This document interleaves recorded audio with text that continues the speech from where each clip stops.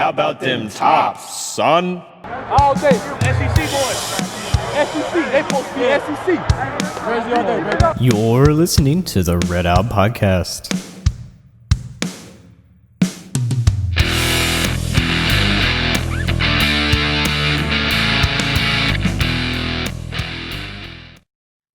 Welcome into another Red Out Podcast. My name is Devin.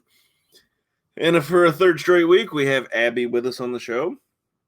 Hopefully her mom will be here soon, my wife, and we will be able to pass her off and she can enjoy her night and enjoy it in restful, peaceful, calm company, and we'll see. But thus far tonight, she's been good. She slept for 4 hours today, so we're expecting a very rambunctious night. We're going to talk some Hilltopper news. Briefly talk about that disaster this last week. Still makes me sick thinking about it. But I guess I'll take this time to just kind of say, if you have not subscribed, make sure to subscribe to the podcast, whether it's on Podbean, iTunes, Spotify, wherever you get your podcast. If you're listening to us on YouTube, make sure to like and share and follow and do all that good stuff. And if you have any questions, send your questions to us on Facebook or Twitter. And, you know, we always like when our fans reach out and talk to us. So send your questions. Whatever random question comes into your mind, I'll be glad to answer it to the best of my ability. See if we can get Jared on here in a second. Then we'll talk winners and losers, and Alex should be on right as soon as after, just immediately following Jared. We'll see. Excuse me, guys. Let me see.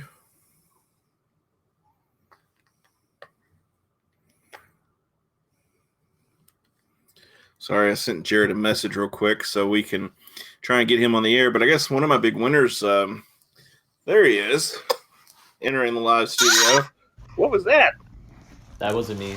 Got them both. All right, Jared and Alex. Can you hear me? Yes, I can hear you perfectly. Sweet. What's up, everybody? It's going good. Going good, guys.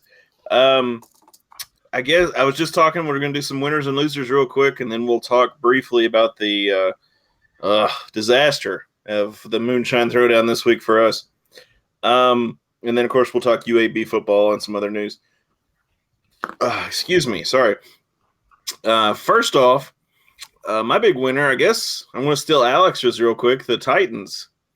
Yeah. Y'all doing pretty good so far, right? Yes. Loving it, buddy. Loving it. Man. Thank you for destroying the Bills. I always love to see that.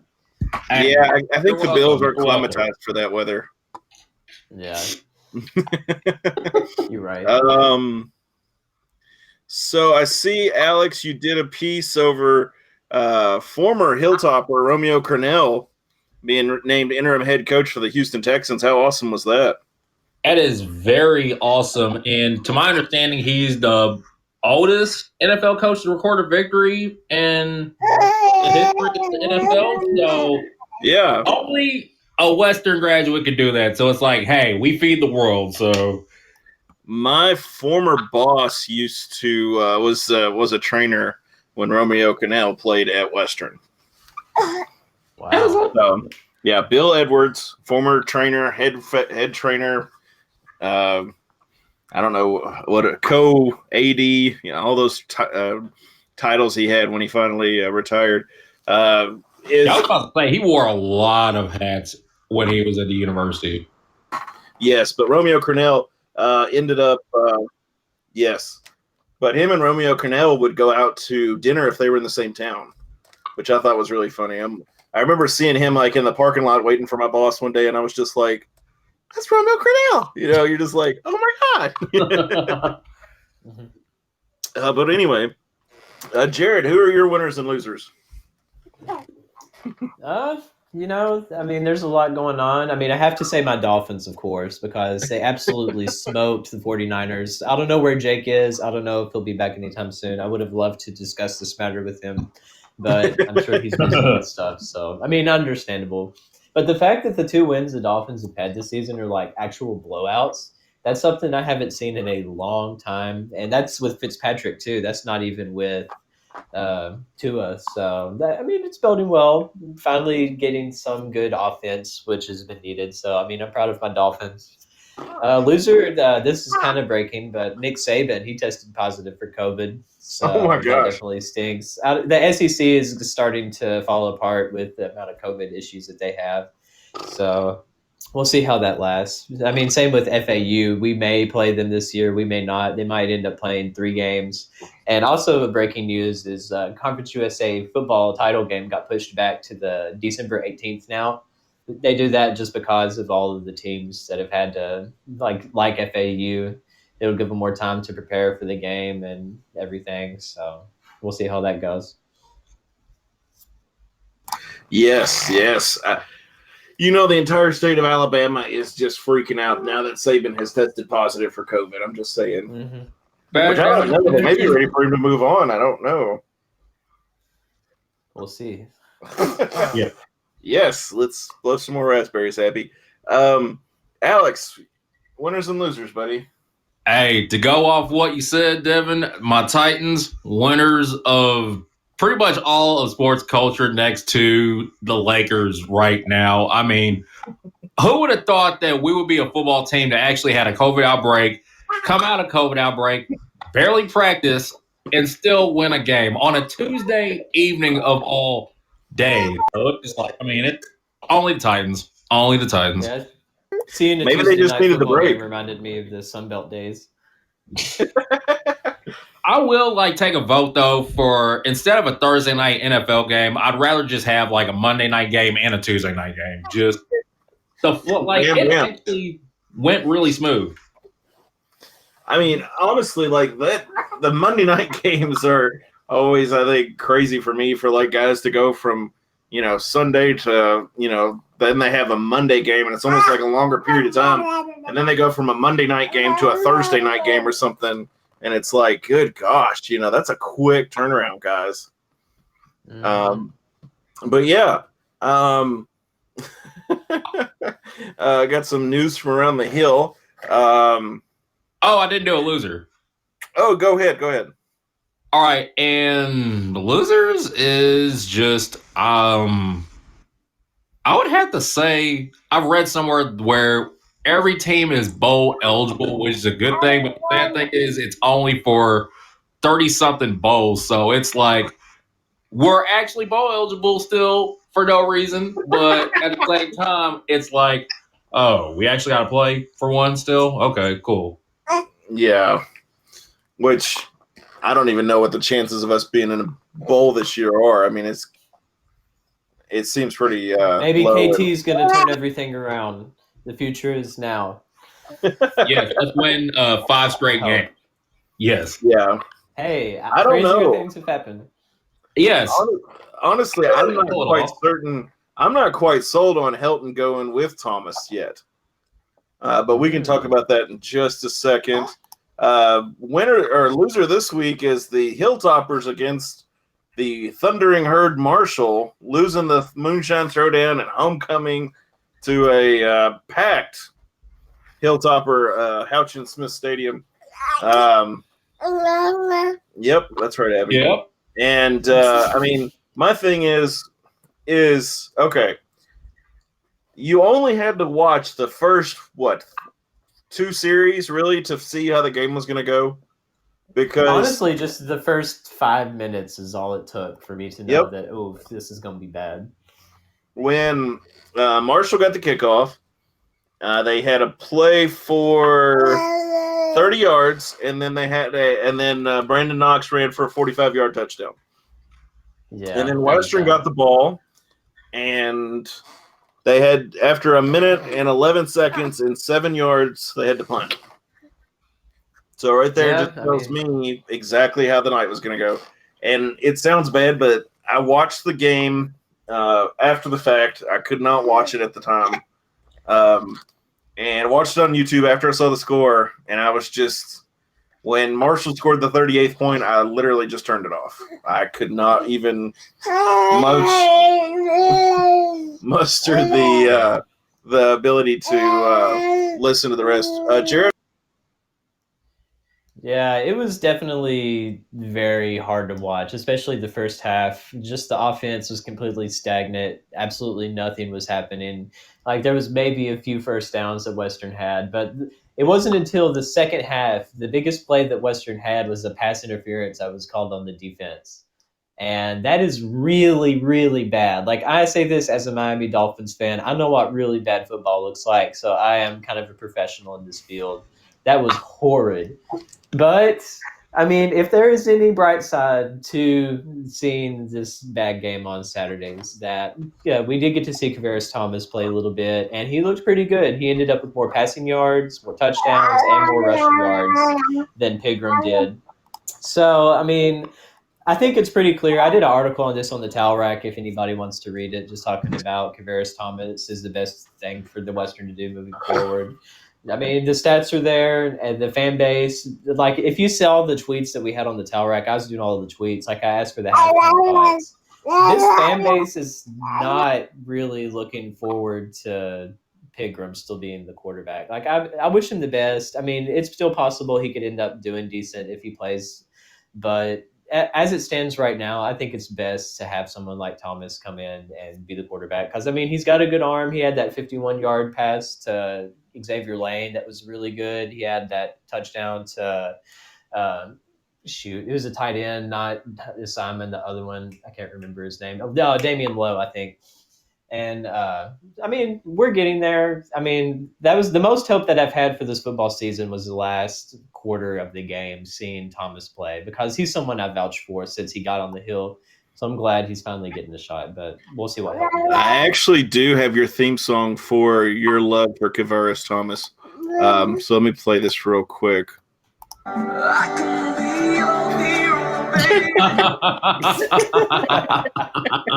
Wow.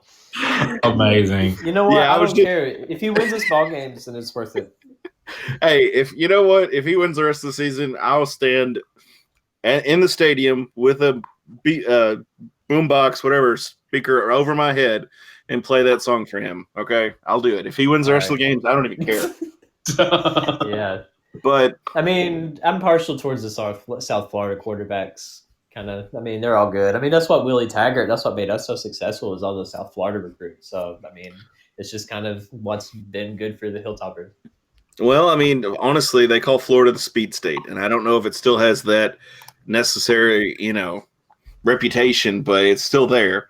But every time I see Kavaris Thomas standing on the side or standing on the field, he looks like that Madden football player you made back in the day that had like the tallest guy, the longest arms, all 99 stats. That's all I could ever picture whenever I see him, and I love it. See, and that's what we want. He looks like a defensive end playing quarterback, and it's beautiful. He looks like two defensive ends were merged. I don't know what you're talking about. It's like a defensive end and a linebacker hybrid playing quarterback. Well, it's like he's got the speed to play quarterback from linebacking, but also he's just beefy enough to where it's like tackling Derrick Henry. It's like, just move out the way. Like, let him go. The positive note of Saturday's game against Marshall was it's 38-0, so you really don't have a chance of coming back. But Western still scored twice. And, I mean, we had been averaging about 20 points up until that point. I seriously think if it would have been Pigram the entire game, we wouldn't have scored at all, but that's just my opinion. I honestly, my thought with Pigram is that he's just not comfortable back there. And I don't know. Just looking at his pocket presence is rough. I mean, honestly, like Marshall had him shook.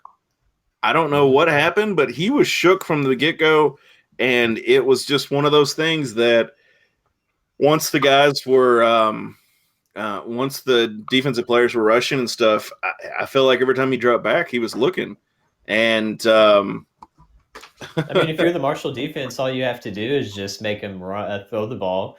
As long as you're ready for the run and look out for that and you force him to throw, I mean, that's all you got to do to make sure that they go 3 and out.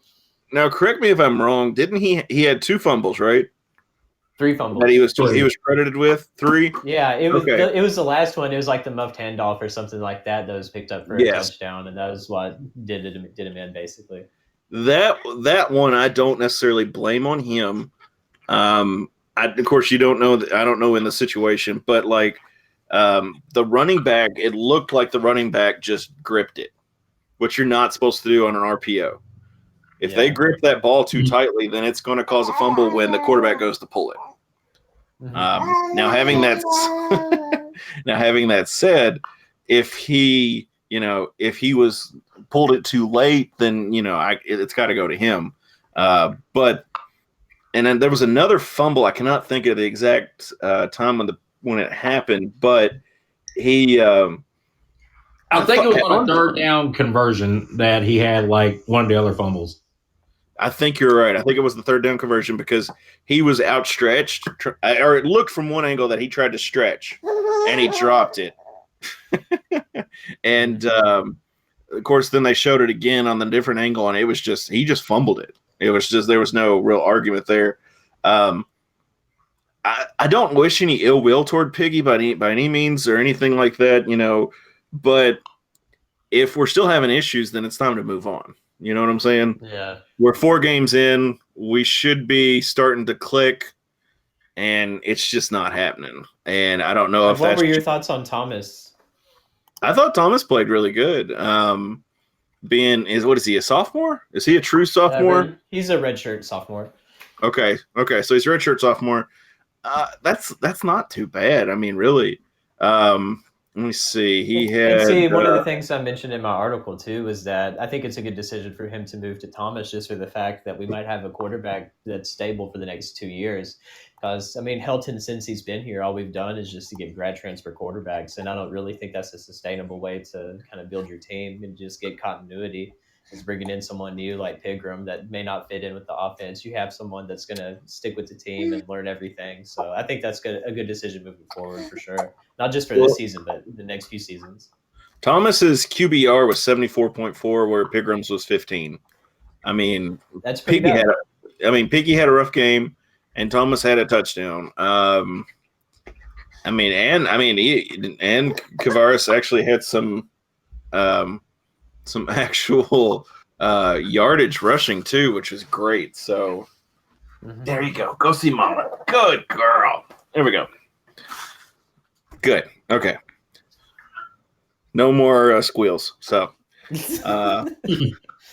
anyway, we did have some players that I have not seen pop up on the radar yet, and one of those is Dayton Wade.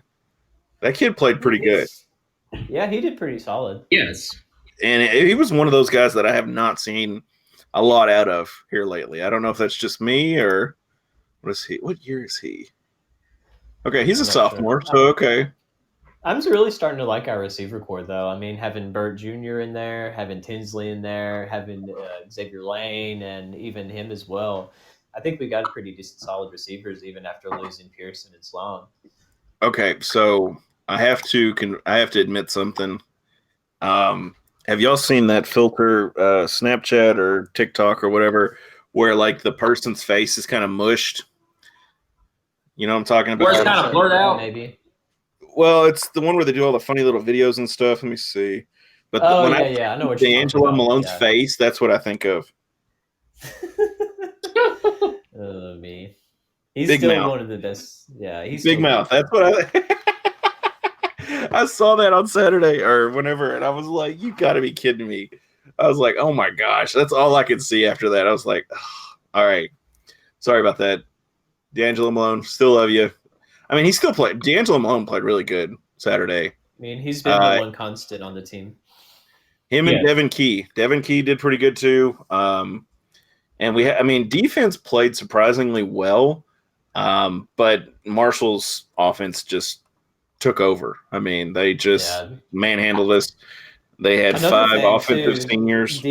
Defensively, we just missed a bunch of tackles. It just seemed like the Marshall players had oil all over them or something every time we tried to tackle them. They could have. The break tackle was 99. Who knows? They could have. I don't know. It wouldn't surprise me Marshall to cheat. But anyway, one of Marshall's running backs, his name is Knowledge. Knowledge McDaniel. Nice. That is hilarious. I bet his football IQ is incredible. I bet he is very knowledgeable. Sorry. Yeah, Knowledge McDaniel. He is a sophomore, true sophomore from Bradenton, Florida. That is hilarious. That's a name I've never seen. That's like one of the East-West games or from Key and Peele kind of thing. Yes. Oh yeah, I love that. Of course. Yeah, let's see. Xavier Lane led Western's receiving core with 74 yards, 18 and a half average. 51 was the longest. Brock Thompson led Marshall's with 4 receptions for 94 yards, and the longest was 40. Rushing, Brandon Knox obviously led Marshall. Kavaris Thomas led Western for 30 yards. Mm-hmm. Grant Wells, which, by the way, did anybody else just get tired of the announcers, just literally, basically just, pleasuring Grant Wells? Right. And also, they didn't know. I can't remember which one. It's like, okay, we get it. He's the first in-state quarterback that didn't go outside the state and play football. We get it. Exactly. I was just sitting there and I'm like, even at home, we can't even get like a home, announcer crew. They're just kissing, Marshall's butt. And it's like, this is annoying. Yeah, I hate stadium. And the worst part about it is I think we got like maybe 2 or 3 more games where we have to deal with the stadium crew. Ugh. Yeah. This College Conference USA hasn't gotten that HGTV deal yet. It's coming though. We need to get Randy Lee on to be able to announce both the radio and the other. That's what we need. We need to figure out how we can do both. Make it a simulcast, yeah. Yes, just simulcast it. I'm good with that. Yes, get the Auburn Sports Network on the horn right now and just be like, hey, let's go rogue and do our thing. Yes, if they Honestly, listen that's to the us, best thing to do. Is just mute the audio on the TV and just listen to Randy and them call the game. That's always the best option. Yes, if you can get it synced, I completely agree. Get them synced up together. Because at one point, I think last year I was listening to a game, and Randy Lee and them were like 5 seconds ahead of what I was watching. So they would be like, they'd be like, Kavaris Thomas drops back, and I'm like, okay, they're still at the line. Oh, he throws. Oh, it's a touchdown. And I'm like, well, spoiler alert. Let's see the replay, Mm-hmm. But, Randy Lee and the guys, they do a great job. And I always love listening to them when they do their thing. Alex, what did you think of the game on Saturday?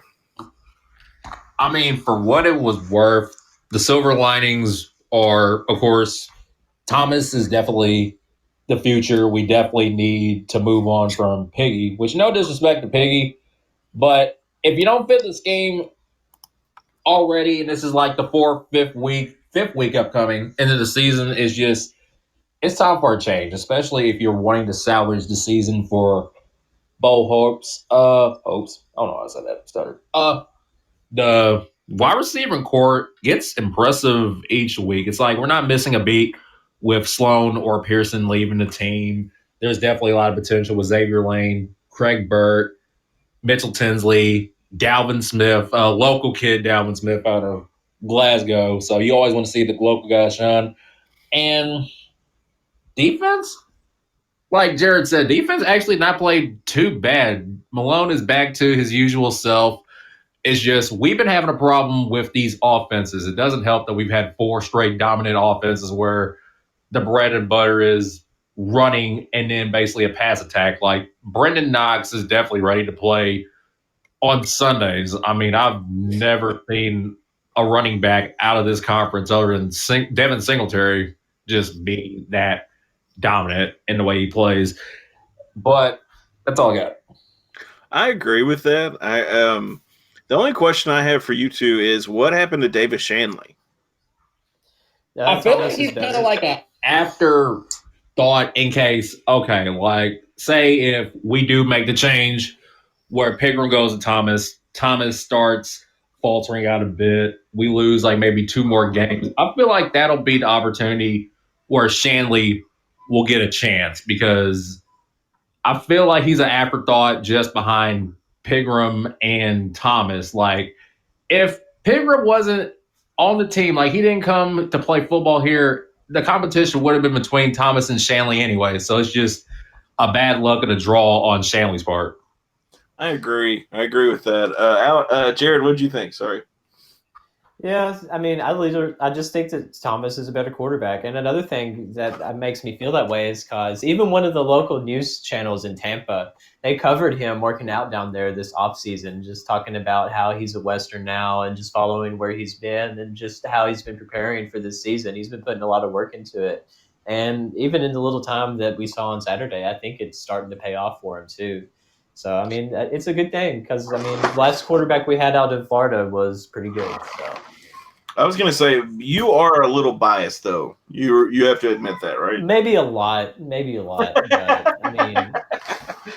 But I mean, if he does good, then it doesn't matter. So, I mean, if he does it, then, I mean, it is what it is. But, I mean, it's good to have these people to hype up every now and then just to make me have even the slightest excitement left for football. So, Jake and I have been texting back and forth the past few days discussing Western football, the state of Western football. And since I haven't had him on the podcast, I'll kind of talk a little bit about what we discussed. Jake is questioning the developmental skills that Coach Helton has by going to the outside quarterback with Piggy. I don't necessarily question that because I believe that Piggy had a very good resume coming into the game or coming into the season. And another thing that I see or I think is that we do not have the receiving core that we did last year. Mm-hmm. Well, it's kind of hard to tell because we don't have a quarterback to give them the ball. So, I mean. Well, that's true. That's true. But last year we had Lucky Jackson. We also had Jacor Pearson, Xavier Lane, all the guys we basically have now. And then, of course, we've lost 2 out of the 3 of those that I just named. And of course, the defense is are supposed to be at the same strength it was last year. What do you all think? I mean, it's kind of hard to tell, but I mean, I think that Helton changed his offense too much to fit Pigram, which I don't think is a good thing because, I mean, you saw how we did things last season with Story and everything. Like, he was a great being able to control the game, control the line of scrimmage and the play clock and everything. He was a great game manager and facilitator. Like, he wasn't super flashy or anything, but he was able to sustain drives that maybe go like 8 minutes and eat up the clock and still get points out of it, which is what you want. But I mean, it's also not like the Dowdy or Mike White guns to the air kind of thing either, which a lot of people are still kind of used to. But just moving to designing all these runs for Pigram and not really building much around the passing game, I think that's maybe why we've had the issues that we do, is because he probably knows that Pigram's not the best passer in the world. So he's going to try to do more design quarterback plays, maybe some RPOs and stuff like that to try to get the run game more involved. But, I mean, it just hasn't worked. And it's kind of the same thing with Sanford, too. I mean, there was a lot of things that he tried to do and implement, and it just didn't work. So I think the smartest thing that Helton can do is just acknowledge that and try to change things and fit it back. Because, I mean, Thomas even still fits with the offense the way it is now. Just it helps. It improves the passing game a lot by having someone who can throw the ball deep and make those tight passes. But, I mean, you don't lose anything in the running game either because, I mean, he is a pretty solid runner. He can get stuff done on the ground. I mean, he's 6'4" and 250. I mean, he can feel like Derrick Henry at times, depending on how much steam he gets running. So, yeah, I mean, offensively, I just think that Helton tried to adjust too much to Pigram, and it just hasn't ended up working out. Alex, what do you think? Do you agree? Yes, I would definitely agree. There's too much focus developmentally on the quarterback position at the moment. My only beef is the rushing game. Like, currently in the conference right now, we are number 11 out of the 4 games we played. Out of 126 attempts, we've only got 452 yards, which it doesn't seem like a small amount on paper, but we're averaging 3.6 yards a carry. And with Gage Walker not being able to move the ball as he was last year, because last year he was one of the top rushing offenses in the country, now we're basically at the bottom of the barrel almost. So Helton just kind of needs to go back to last year, figuring out what works, that was a compliment with Story, and of course with Walker in the rushing game it was all balanced. Like there was no emphasis on trying to get 40 passing attempts a game and then dropping the load carry from at least 20 to like maybe 11, 12 range. Yes. Completely agree. Yeah. Sorry, I got some Doritos. Understand. But yeah, honestly, I think they just need to take it back to square one. Mm-hmm. Sorry, I'm going to chew real quick.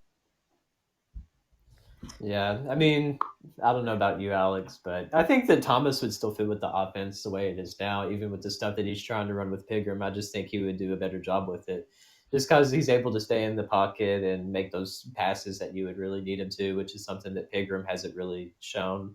Like usually, even when he has time, he's still kind of dancing around the pocket and he just wants to scramble. But I mean, he's not Russell Wilson by any means. No, not by any means whatsoever. It's like I feel like Thomas is better on the decision making. It's like whether if he wants to run or pass the ball, I would feel more comfortable with his decision making rather than Pigram just dancing around the pocket, then trying to go for the scramble. And that's where majority of the problems from the Marshall game went into. He's just very indecisive. I agree. I think that Thomas has confidence in the offensive line that maybe Piggy doesn't. Yeah. You know, I think you can see that in the way he played. Another thing to think about, too, is that Pigram, he still came from the ACC or Big Ten, whatever they are. They should be ACC if they aren't. I think it's Big Ten. I don't know. Whatever conference Maryland is in. He was still Power 5 team. So, I mean, he was used to those. I mean, overall, they had probably bigger guys, and they had, I mean, higher rated recruits and stuff than what we have now. So, but, I mean, still, he could do better with what we got. Our offensive line isn't that bad. They still have good people. I mean, Seth Jost, I think he won some award this week. They remember the Big Ten. Yeah, they're in the Big Ten. Which makes no sense. They need to swap Louisville and swap Maryland. Louisville needs to be in the Big Ten, and Maryland needs to be in the ACC because that actually makes sense geographically. It's like Missouri and the SEC. It's like, why is Missouri even in SEC country? Like, they were just fine in Big 12. Like, it makes no like the conference alignment kind of makes no sense now. Like, it was a good idea maybe in 2012, 2013 when all the majors switched. But when you look at it now in terms of recruiting and playing styles, it's like some of these teams don't even belong in a conference, period. Not because of the namesake or the geographic location. It's just, what do they have to offer, really? If the programs like UK and the SEC. Well, I mean, like, you're talking about Louisville not making any sense. Louisville was in the Big Ten, like, what? When? 7 or 8 years ago, I think. And then they made. I thought the way they went is that they went from Conference USA, then they spent a year, like the first year that the American was out, and then from there is when they went to the ACC. But I can't remember if they were in the Big Ten. If they were in the Big Ten, it was only for like a year. They were in the Big East for the longest because Virginia was big. Yes. Yes. Yeah. Maybe that's where I got confused. I was thinking Big East and Big Ten. Okay. But yes. Yeah, they were in the Big East for a long time, and then they went from Conference USA to the Big East to ACC. Yes. Yeah. Yes. Well, American and then ACC. Sure. Yes. Because technically the championship that Louisville technically won but didn't in 2013 or whatever it was. That was the inaugural season of the American, and I think that's when that's when that happened. They were members of it. I'll take your word for it. Seems I like wish forever. Ross was here. I don't know. Yeah, I was going to say Ross isn't going to make it on tonight, so that's fine. Dang. Okay. So maybe we'll have to check with him next time and see what he says. But going on, we're going to leave Marshall in the past because that was a god-awful game, and we're just moving on to the future. And according to ESPN, it's not getting any brighter. This week we play the Blazers from Alabama Birmingham. They are 3-1. They have only lost to Miami. That's the one in Florida.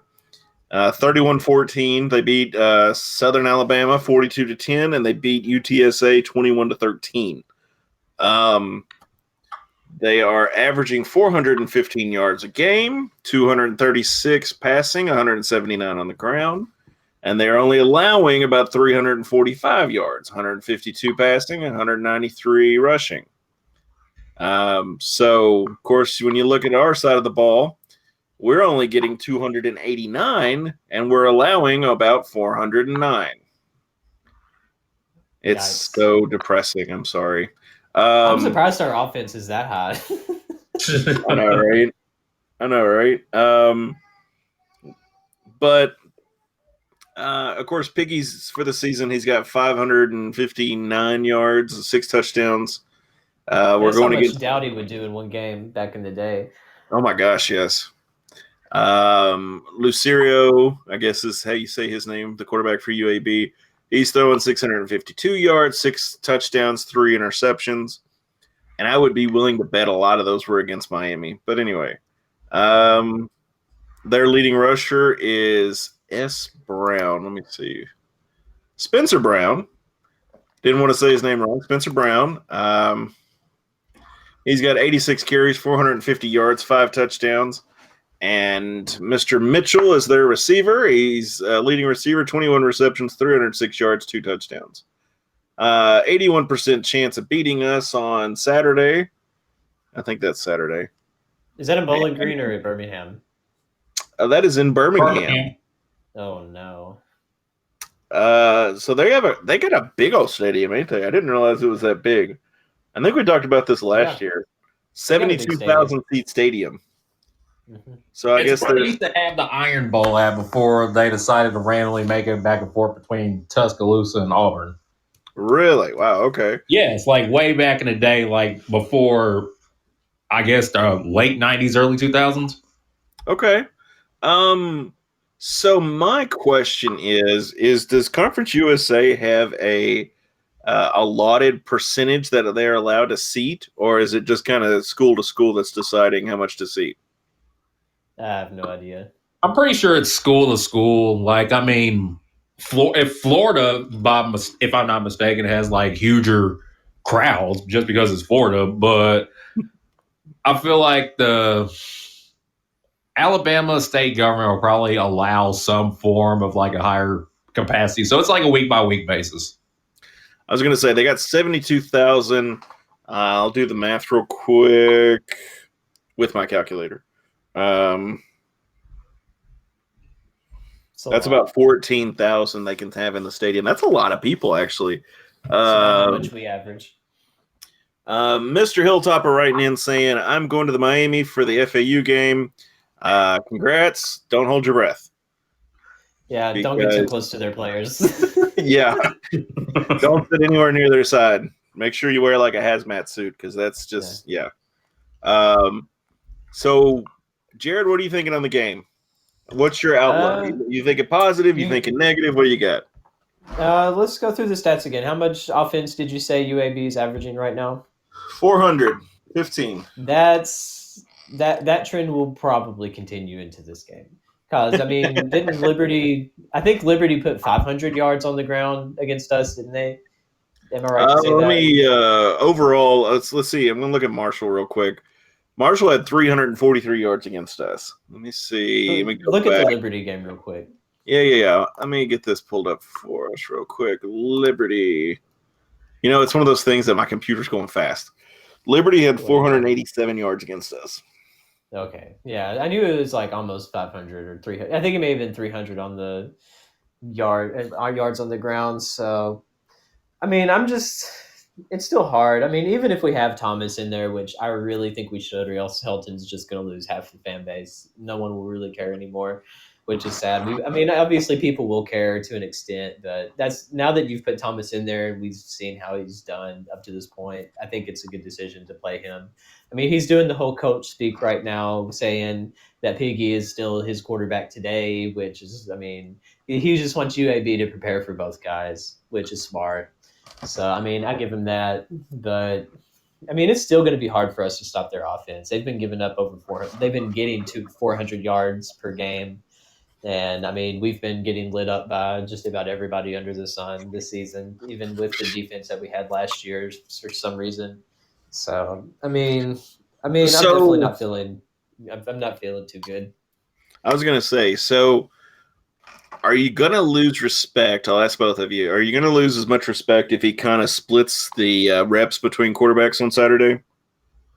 I think I I will. won't. Honestly, I mean, it'll be frustrating, but not enough to lose respect over. Now, if this was going into the game after Saturday, then I would be like WTH. So Yeah, Jerry, what do you See, think? which I think that's messed up, anyways. I mean, you need to just make up your mind and just pick somebody already. Like he said he was going to look at all of the tape from the Marshall game and just kind of decide from there. But I mean, it's kind of open to now. I mean, everybody saw what happened on Saturday, and I mean that is something he needs to think about too. Is just the future of the program because I mean Thomas. He could be a good quarterback, especially down the road if he's able to do decent towards the end of the season and play. But I mean, not only that, but just sticking with the team and potentially sticking around for a while. I mean, we haven't had anybody that's played more than 3 years. I guess it's Mike White came. I mean, he's been the quarterback we've had the longest. I mean, we had Stephen Duncan a little bit, but I mean, it'd be good to have some consistency at the quarterback position because I think that's part of what our issue is. Like we were so successful under Grom and everything. I mean, he went from Dowdy and then to Mike White, which is a great addition. Both of those were pro players, so Well, it's just you need that consistency. I mean, Dowdy technically was drafted, and I mean Mike White, he's on the roster for the Jets, which I feel is horrible for George Fant and Mike White right now for the fact that they are a New York Jet. I don't They're think. getting paid. I hope the money is worth it. You're getting money. That's literally the only good thing. You're not going to win any games, but I mean, you get some money for losing a bunch. But yeah. well, I mean, the thing with Brandon though is there was really no Dowdy there. No, just get. I gotta go after that. I'm so sorry. Okay. All right. Alex, what are your thoughts? I guess you kind of hit on yours, but with I'll go. I don't want to skip over you, but my thing is has he made an official announcement yet? Though, No, have you Not heard my knowledge. anything? it's because he wants to have UAB prepare for both guys. I think it's Is probably there a going to lot- be a game time decision. I'm not talking trash, but is there really a lot to prepare with Piggy? All you have to do is just make him throw the ball. Yeah, just I feel like- basically blitz, and you got it. I feel like the worst case scenario is they're going to bring out Thomas for passing plays and then Pigram to just run quarterback draws. Like it'll be a Drew Brees, Taysom Hill thing. Like that's No, that's We stuff will- you do in pro football. You can't do the whole two quarterback system in college no more. This is not. We will get beat. yeah. We'll get beat 72-0 if they try to do that junk. Yeah, So which I mean, it's still kind of hard to gauge at this point in the season, just for the fact that I mean, like once we're at the end of the year and we actually see what happens, it'll be kind of easy to say what we should have done or what they shouldn't have done. But it's just really frustrating. He just needs to pick a guy. Hopefully, Thomas, and just stick with him unless they play at the level that Pigram has this season. I think we're just going to have to go back to square one. You know, what worked last year with the team we had, you know, you need to take that mindset and put it with the team we have this year. What works? What doesn't work? Just eating Rip the out time those of plays out of the possession. playbook and go. Yeah. One more I time, mean, Jared. he hasn't really gone too deep into his playbook. I feel like I mean, we used to see more trick plays and a little more razzle dazzle, and we haven't really seen that. And it could just be for the fact that Pigram's only capable of doing so much. And if that's true, then you definitely need to just move on from that. I think you would have wanted to see the razzle dazzle against Marshall, right? I mean, at that point, no one really cared. It was over. I mean, by the time that Thomas came in, it was basically garbage time minutes, and that was like in the middle of the third quarter. So, I mean, just getting those reps is all he really needed, and hopefully he's had a bunch during practice this week. First team reps. Yeah, I honestly, it would surprise me if.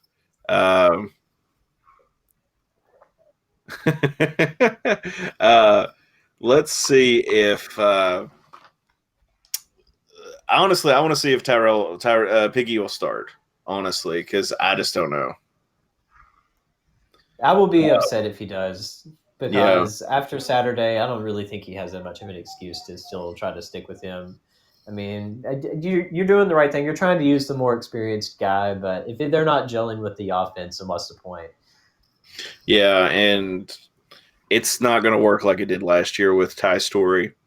So,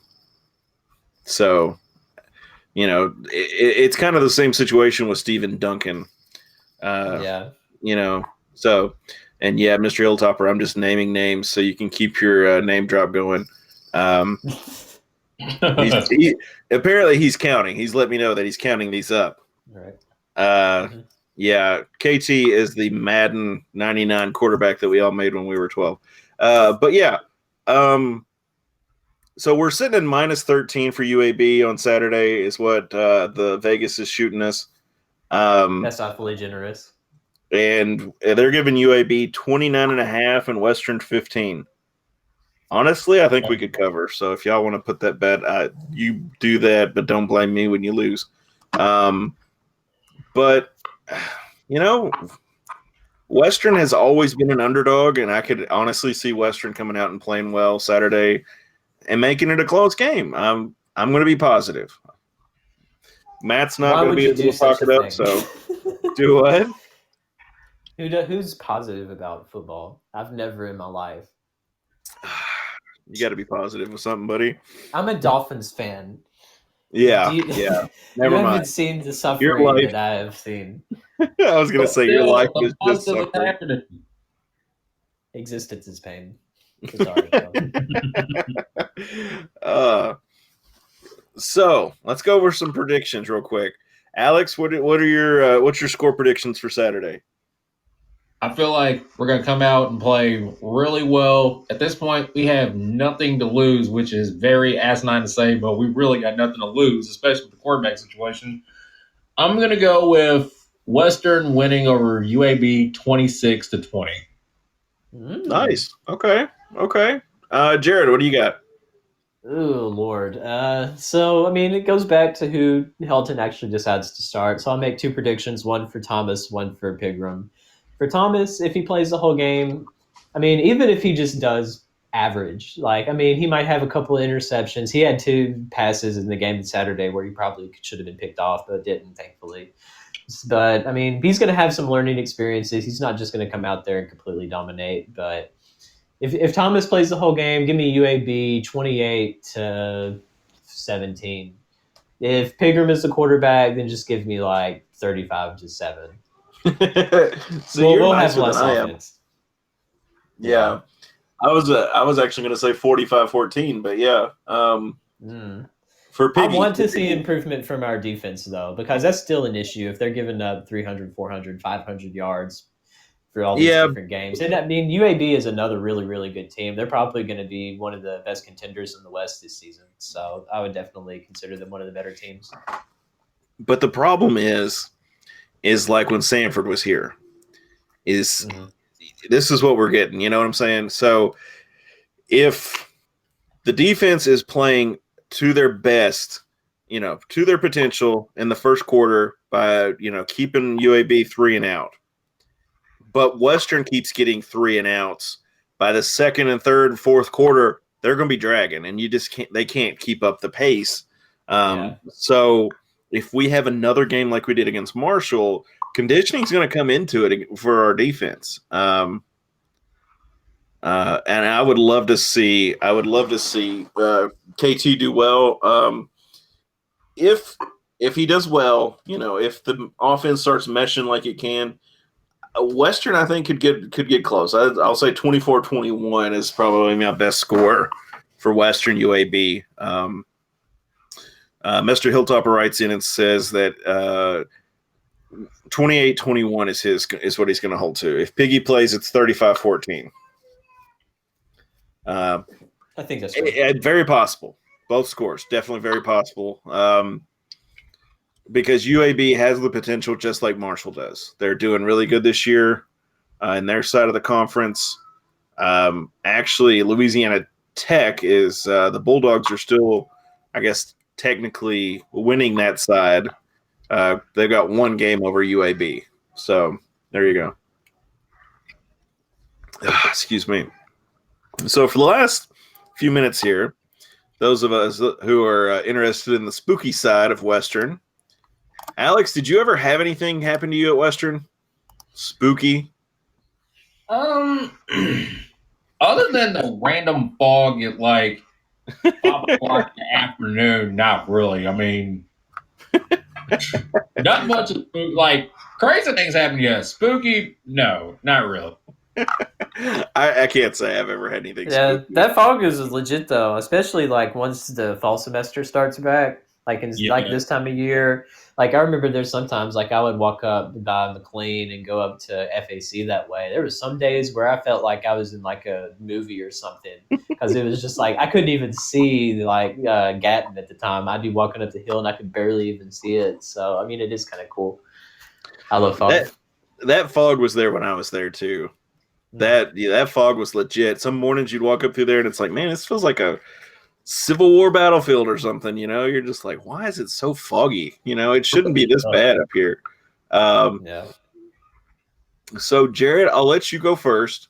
Let you talk about your haunted place, and then we will move on to the one I'm going to talk about this week.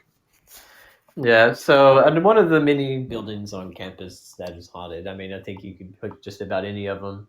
Yeah, that I'll choose to talk about was Potter Hall. Like, I was a Potter College graduate. I was on the artsy side of things. I was never really in there much, but there is a student I think that like hung themselves, which was really sad.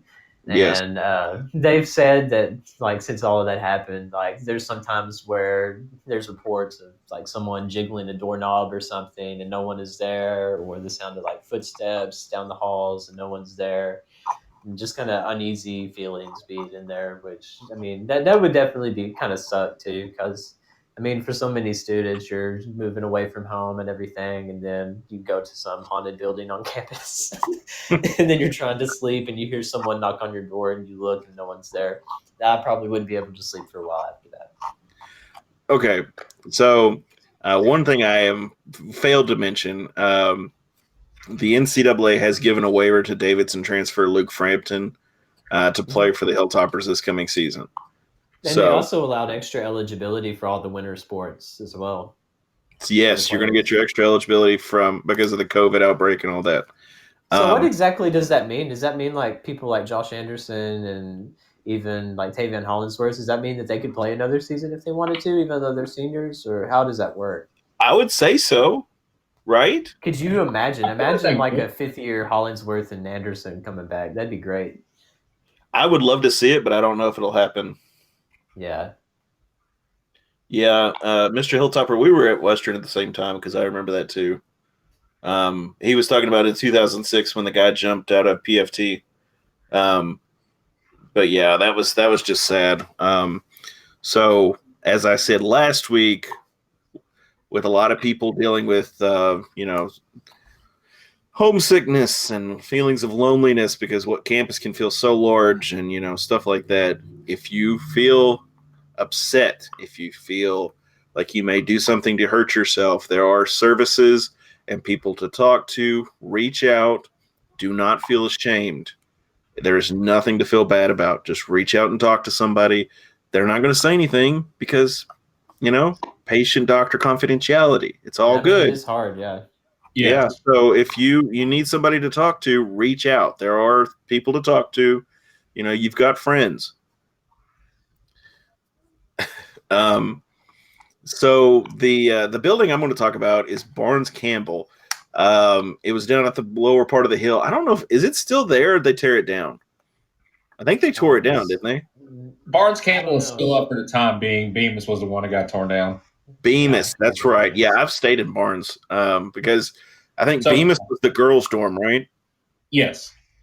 And Barnes was the guy dorm. And Barnes, actually, they did an article when I was on campus for 100 years that Barnes had the most crime on campus, and second was PFT, which blows me away because Barnes had so much of a lower population, but since it was a guy's dorm, there was so much more crime.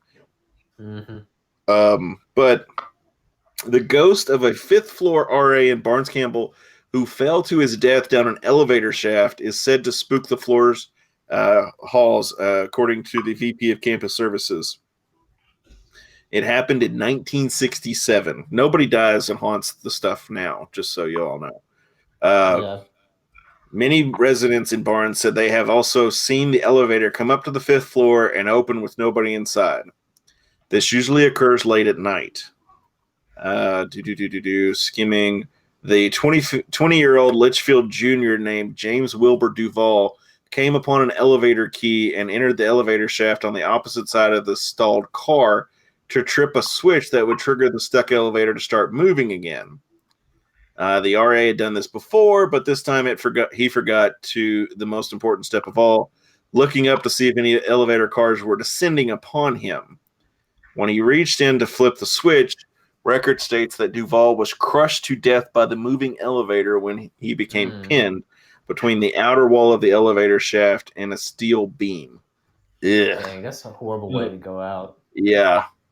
But yes, that's... And I will say, for my limited time staying in the dorms, if somebody knocks on a door down the hall, sometimes it sounds like it's your door, right? Okay, I was gonna say, so I'm not the only one that heard that. So some of this stuff can be debunked. Okay, some other things there is no debunking, and you're just going, okay, this is weird. But you know, yes, it's spooky season. It's Halloween, so let's enjoy it because we get to have a trick or treat at the end of the month and play BYU. So yes. The Stormin' Mormons. Yes, they don't celebrate Halloween, I imagine. So it'll just be a regular night for them. What holidays do they celebrate? You know, do they that's celebrate a great Christmas question. or anything? I assume so. We'd have to look it up. Yeah, that's a different podcast. Yes. Most definitely. Let me see if I can pull up. Do we know what if the game's going to be on anything this weekend? Let's see. Probably Stadium. Stupid pop-ups. Probably Stadium. Which is a shame. Okay, so it'll be on probably Fox get Sports. some person on there that doesn't know what a planetarium is again. That was so embarrassing. I know. That ticked me off, literally. I was like, it's the Hardin Planetarium. I was like, wow. Like, he was trying to like make the point and be like, this is the only building on campus that looks like a zero because of how many points Western had. I'm like, bruh, I could be a better commentator than you. Please sit down. Yes, Jared. Yes, I honestly would have full faith in you commentating any of that. The game is at 12:30 p.m. Central Time, so it's 1:30 p.m. Eastern Time. The game is on Fox Sports Stadium. It's on the radio at 100.7 FM or 1450 AM. And, of course, you can listen. You can go online and listen on there. And, again, I will keep pushing this out there because I think it is awesome. If you are unable to do it, watch the game, at that time, or you want to watch it again later, you can go on YouTube, go to the Hilltopper Vault. He will have the game probably about, 6 o'clock on Saturday? There has been an issue with the most recent game, the Marshall game. He actually got a copyright strike from Stadium, and they took the video down. Did they really? He might not be able to do any more of the Stadium games. Okay. Of course. I've honestly been waiting for something like that. Which, I mean, you think that it would be like CBS or one of the major networks, but no, it's freaking Stadium having to be the ones to do so. No one watches their stuff when it happens. They ought to be glad to get any type of notoriety that they get. So, I mean, exactly. It's like the entitled version of beIN Sports. Yeah. Honestly, let's see. Well, the Liberty game was on ESPNU, and the first game was on the ACC network, and then of course ESPN3. You think the ESPN would have had an issue with him posting those? ESPN they're owned by I ABC. think it would be the major networks, but no. When it comes to these things. One more time, Alex.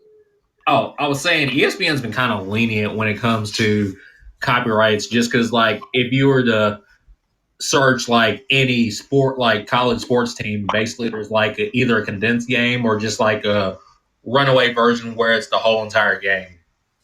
Yeah. Of course, I think if they were really going to sue, it'd take them a lot. I think it would take them all day to find everybody. Oh yeah. Trying to get my one little soundbite in here real quick. Yeah. Let's see here. Come on, Lee Corso, you little. I'm just waiting for him to for ESPN. Well, actually, it was Stadium calling up Not so Hilltop fast, Revolt. my friend. Ah.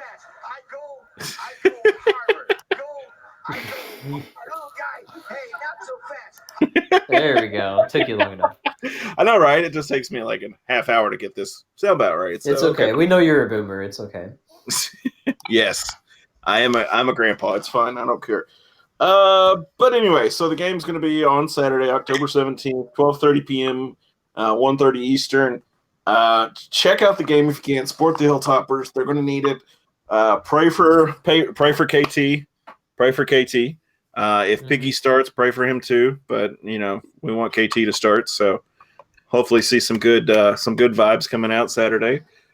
Honestly, I can't speak for the other two guys on here, but if we see some positive motion in the right direction, I am okay if we lose, by 2 scores.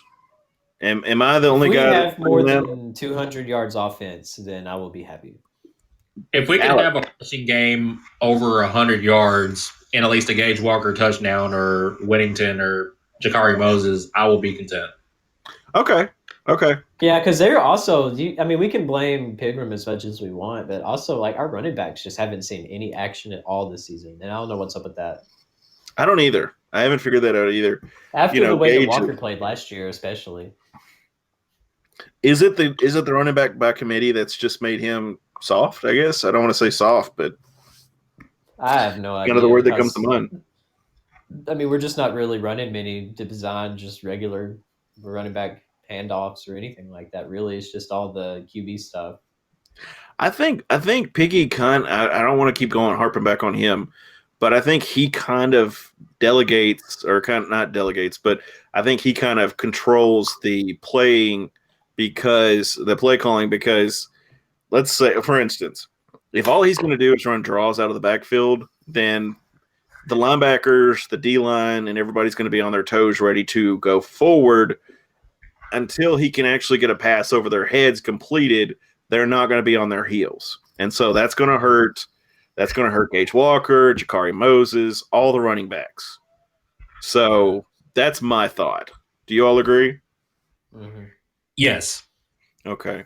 Like I said, game Saturday, 12:30, 1:30, Fox Sports. It's on Stadium. You can go online and listen to it on the IMG Sports Network, which I might be doing. I don't know. But support the Hilltoppers, and we'll be back with you next week to talk some more sports. Guys, do you have anything before we hop out of here? I was just going to mention the basketball bubble thing for Louisville. I think it's kind of yes. Do that real quick. Yeah, so we're actually going to be one of the better teams in the bubble. It's a bunch of other mid-major teams. Some of them are pretty good. Some of them I don't really know a lot about. I think Southern Illinois is a team, Prairie View A&M, which will be interesting because that's where Jeremiah Gambrell transferred to. So we might see him play Western. That'd be interesting. Who else? I think Winthrop. There's a lot of random teams. It's smaller mid-majors. Arkansas State, yeah, they're another one. So I think we'll be one of the better teams in this bubble besides, U of L. I guess they didn't want a lot of good competition for whatever reason because they're scared. But, at least we'll still be in there. Hopefully we'll play them. So hopefully we can win the tournament. That'd be great. I completely agree. I'm sorry, Mr. Hilltopper. We'll get you on the air next time you're trying to call in. We will get you on air next week if you call in. Let you talk to us a little bit if you want to. But guys, as always, go Tops. Go Tops.